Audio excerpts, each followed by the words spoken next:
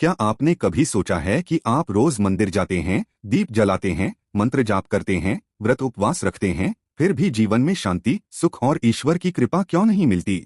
शास्त्र कहते हैं, एक ऐसा पाप है जो मनुष्य की पूरी पूजा को निष्फल कर देता है। यह पाप इतना सूक्ष्म है कि लोग इसे पाप मानते ही नहीं, लेकिन यही पाप भगवान को आपसे दूर कर देता है। आज हम उसी पाप के बारे में बात करेंगे, जिसे जानकर आपकी पूजा का अर्थ पूरी तरह बदल सकता है। हिंदू शास्त्रों में साफ कहा गया है कि पूजा कर्म से नहीं, भाव से स्वीकार होती है। अगर हाथ में माला है लेकिन मन में विष है, अगर माथे पर तिलक है लेकिन हृदय में घमंड है, तो वह पूजा भगवान तक नहीं पहुंचती। श्रीमद् भगवद गीता में भगवान श्री कृष्ण कहते हैं कि जो मनुष्य दूसरों को कष्ट देकर अहंकार में डूबकर मेरी पूजा करता है, उसकी भक्ति मुझे स्वीकार नहीं।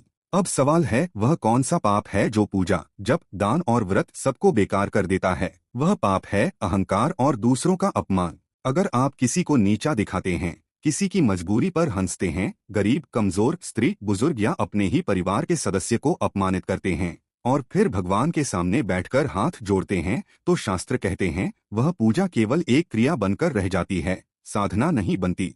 तुलसीदास जी रामचरितमानस में लिखते हैं, परहित सरिस धर्म नहीं भाई, पर पीड़ा सम नहीं अधमाई। अर्थात दूसरों का भला करने से बड़ा कोई धर्म नहीं और दूसरों को पीड़ा देने से बड़ा कोई पाप नहीं। जो व्यक्ति दूसरों को दुख देता है, वह चाहे कितनी भी पूजा कर ले, भगवान उससे प्रसन्न नहीं होते। कई लोग यह कहकर खुद को सही ठहराते हैं कि मैं तो सच बोलता हूँ, लेकिन कटुवाणी, ताने, अपमान और घमंड भी हिंसा के ही रूप हैं। शब्दों से दिया गया घाव कई बार शरीर के घाव से भी ज्यादा गहरा होता है और भगवान ऐसे घाव देने वाले भक्त से दूर हो जाते हैं।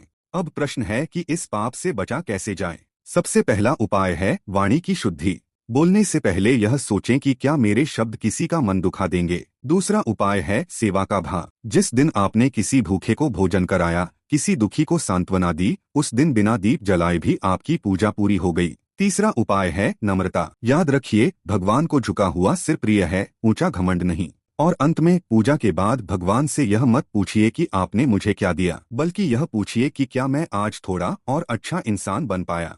अगर आपकी पूजा में दया नहीं है, करुणा नहीं है और नम्रता नहीं है, तो वह पूजा नहीं, केवल एक आदत है। आज से संकल्प लीजिए कि आप किसी को अपमानित नहीं करेंगे, किसी को कष्ट नहीं देंगे और पूजा को केवल मंदिर तक सीमित नहीं रखेंगे, बल्कि अपने व्यवहार में उतारेंगे। क्योंकि जिस दिन आपका आचरण शुद्ध हो गया, उस दिन आपकी हर पूजा अपने आप सफल हो जाएगी।